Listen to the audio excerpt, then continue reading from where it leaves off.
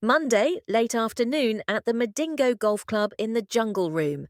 The arrangement of the room is the same as on previous occasions. The mayor is seated. On the table are his usual stuff: the hat, 3 mobile phones, and a walking stick. A waiter walks in and places a soft drink and 2 glasses on the table. Then enter Inspector Bembe dressed in full uniform. Your worship, we are doomed, aren't we? Never say die. I always tell you, this world belongs to fighters. I prefer to die than be an inmate or a homeless person. Tough choices, are they not? But don't worry, as I always say, it is the nature of war. Lord have mercy on me. I have no more doubt these are my last days. My stomach has been running since the Samaritan came to town. And you know I am diabetic. I can't last a week in prison. There is still room for maneuver. I went to see the teacher last Friday after you told me she had refused to comply. I tried talking to her, but she turned out to be very stubborn, just as you said. I arrested her. I charged her with disobeying authorities and stealing the school generator. You know what? Word of her arrest apparently spread like bushfire. By the time she was arraigned in court this morning, thousands of protesters, touts, hawkers, students, men of all walks of life, women, and were all gathered at the court's precincts. I suspect people were mobilized through the Samaritan app. Justice Jaden heard the case. He dismissed it and set her free. I have been badly embarrassed. I am fully in the picture. I think from now on that teacher will be a force to reckon with in this municipality. I have never seen the kind of solidarity that the people displayed today. That is true. My bosses have now summoned me at the headquarters in the capital on account of her arrest. My situation is out of hand, and I have no more ideas left, except perhaps flee into the mountain. Maybe I will dig a hole and live there. And you know what? I stepped on one of my shoelaces this morning, got entangled and fell very badly. My knees, elbows, and head are aching. I know now I am ruined. They say when bad luck chooses you as a companion, even a ripe banana can knock off your teeth. Thank you for making it impossible for Ramde and his team to meet and discuss the vote of no confidence. It was a job well done. Oh yes, I assigned a contingent of officers to support the Red Eagle. In no time, there was not a soul in the whole vicinity of the municipal headquarters. It was deserted all day, but they are regrouping. I got intelligence they have planned a massive political rally at the Adebold Stadium on Wednesday. That must not happen. We must counter it. Relax, we shall stop the rally the same way we aborted the meeting at the municipal headquarters. But what if the rally turns out too big for the Red Eagle? No, it can't be. I will arrange to have the ghetto boys provide backup. They will be armed with broken glasses, nails, swords, spades, scissors, hoes and daggers, and other things. Oh, that sounds great. Let us make it another round of the smoke that thunders. I will get more mattresses, tires and sacks for burning during the occasion, and diesel to burn a couple of trees in the town center. But ultimately that won't help us. I got some information from a former colleague that the Anti-Corruption Investigation Bureau might soon move in here. Justice Jaden holds the key out of this mess.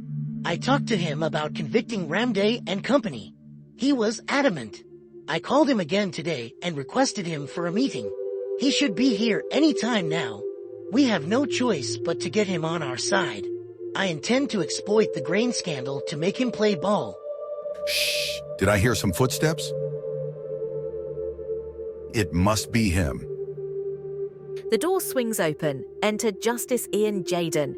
He is dressed elegantly as usual in a 3-piece suit. He joins Mayor Mossi and Inspector Bembe at the table. They shake hands. I must say it is so kind of you to have made time for us. I know your schedule quite well. I try to make the best of my time. I had a good upbringing and sound education. You never mentioned he would be in attendance. No mischief intended. I should have told you, though. I am most apologetic for the oversight. However, the issue I want us to discuss involves him, and it is in your best interest that he's here.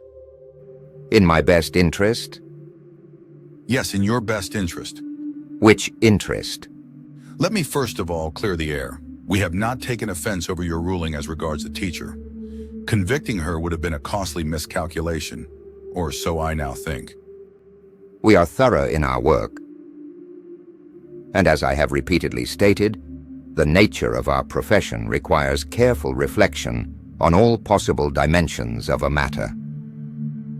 I am very strategic. I have some other appointment, gentlemen. Can we get straight to the point? There's a move to remove me from office, as I told you. I must fight back. I still insist on instituting legal proceedings against my deputy and his team because, as you know, they have cut many corners here and there, and I have that information. Forgive me for revisiting this subject. The cases I will bring that request you process forward quickly and secure convictions as soon as possible, preferably even in a day, so that we can derail the plan to remove me from office. It turns out the judiciary will be core to your success in dealing with the issues attendant to the Samaritan. And, of course, we will depend on you, at a fee if need be. I am a man of considerable learning and very mindful of my professional integrity. Do you think anyone will agree with us that it is possible to lodge a case and have it processed and determined on the same day? I get your point, your lordship, but the gravity of the matter before us calls for every possible expediency. And besides, you're well schooled in matters of the law, and we all know that. We are privy to many cases where matters before the court have been argued cleverly and in record time, sometimes invoking legal issues like technicalities, ambiguities, urgency, benefit of doubt, and such other legal terminologies. I cannot do what you are asking me to do. I must make decisions that are within a comfortable threshold of reasonable professional practice. I must be strategic. I am sorry I may not be of any help to you. My apologies, I have to leave. Your lordship, you need to remember the Samaritan has got each one of us into some mess. I am not in any mess. I am a strategic thinker.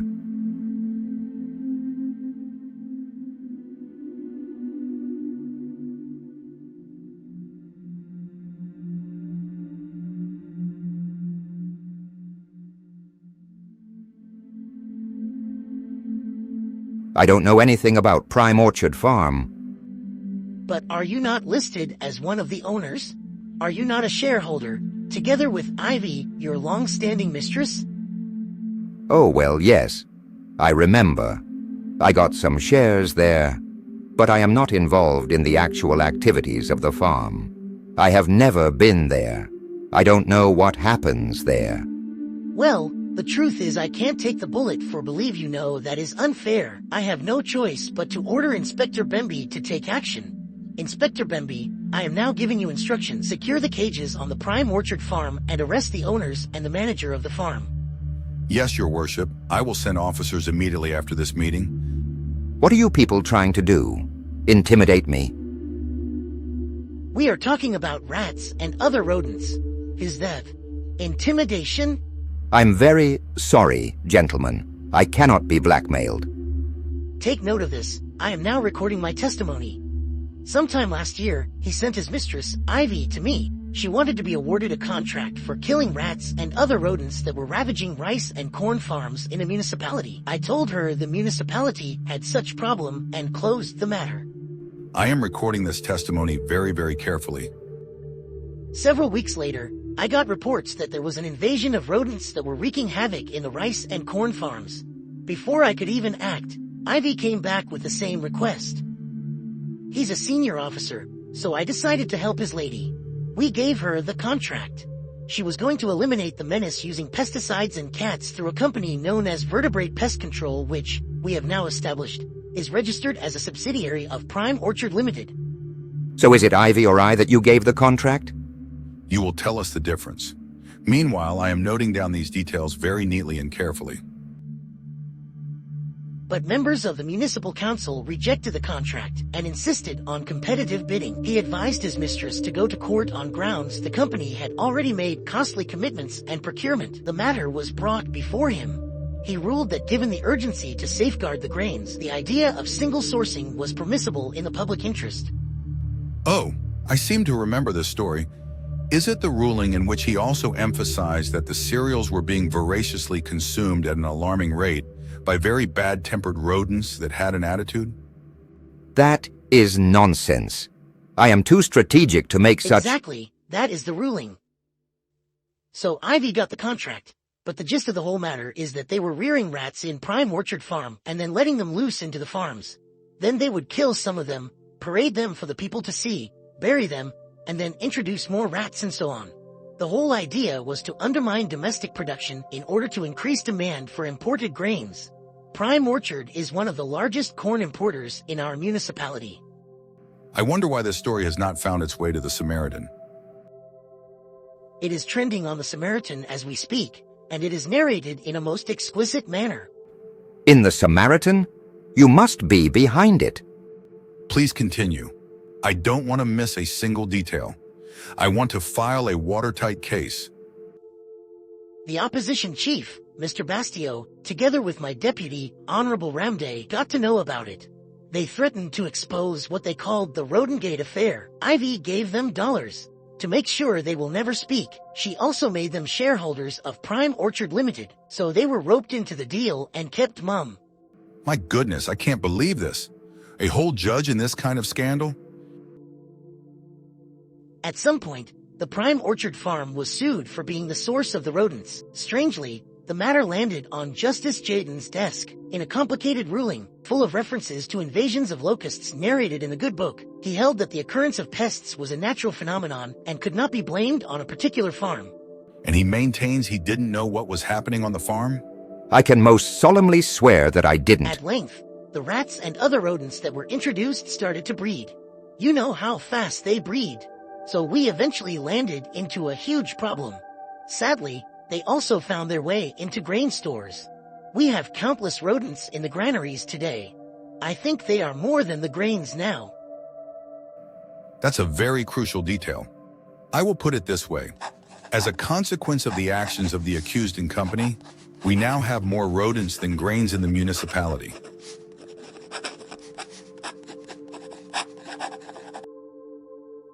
I couldn't put it more aptly. What also interests me is the other judgment he pronounced on the contract. It will be part of the evidence. Yes, he reportedly ruled that the rodents were bad-tempered, had an attitude, and required specially trained cats to kill. What did he mean by specially trained cats? As reported on the Samaritan, he told a mutual friend, shortly after the ruling, that cats can learn how to somersault. That's during combat with a temperamental rodent. Somersault? Upon my word. That is preposterous. I never said that. And how on earth could a rodent have an attitude? Don't you see the trick? Not quite. These rodents, according to the Samaritan, a domestic, most of them were reared in the Prime Orchard Farm. They are, therefore, used to humans. So they won't give you way if you meet in the granary or somewhere in that neighborhood, buddies, as it were. But to mislead the public, you create the rumor that this is an attitude. But did he also say they could huff and puff? I wonder what kind of rodent lies on its back, right on your tracks, and then huffs and puffs? On that, he reportedly confided to another mutual friend that rodents have a sense of humor.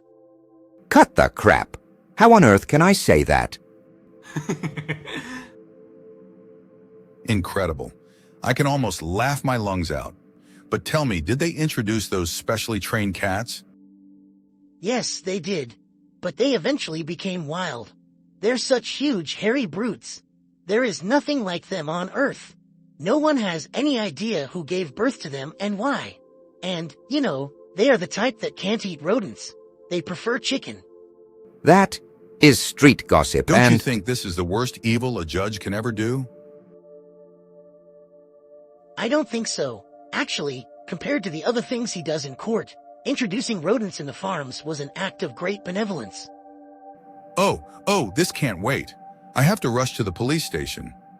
I will be sending officers to bring you to the station to record a statement concerning this matter. We must enforce the law and... It is nothing personal. you see, gentlemen, you know very well those are fabrications. Your name must enter the roll of dishonor. This is the image of His Lordship Justice Ian Jaden, the lowest wretch that ever sat on the bench in Morocco's municipality. That is how you will go down in history. Wait, gentlemen, what we can do, you still can't intimidate me so easily. I am not. Then let's meet at the police station. But what I meant is that, hey, you are playing dirty just to make sure we are in this mess together. Of course, it's okay. We can deal. But we must be strategic. That is what I have been saying all along.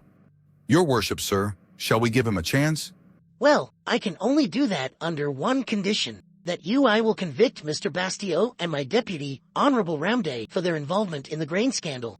You must also jail Honorable Seymour and Honorable Ted for supplying air to the Morocco's Municipal Council. We must stop these thugs. Lawyers acting for the Morocco's Municipal Council will lodge the cases tomorrow morning in your chambers. You must work on them expeditiously. The rats and other rodents. How on earth did I get into this? Yes, I did it. It seemed the normal thing to do. Everybody else was doing it, using public office to amass a fortune for oneself. I did it too. Litigants gave me money to determine cases in their favor. It worked, and I accumulated wealth. I danced the dance of our time.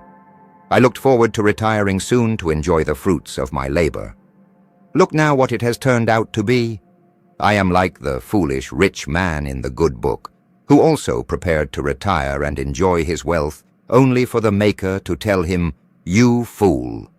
Can you imagine God calling you a fool? Oh, my poor stomach, the ulcers are back. And I am beginning to catch the smell of rats. Can you smell it? I can see a huge rodent. It looks like a sewer rat.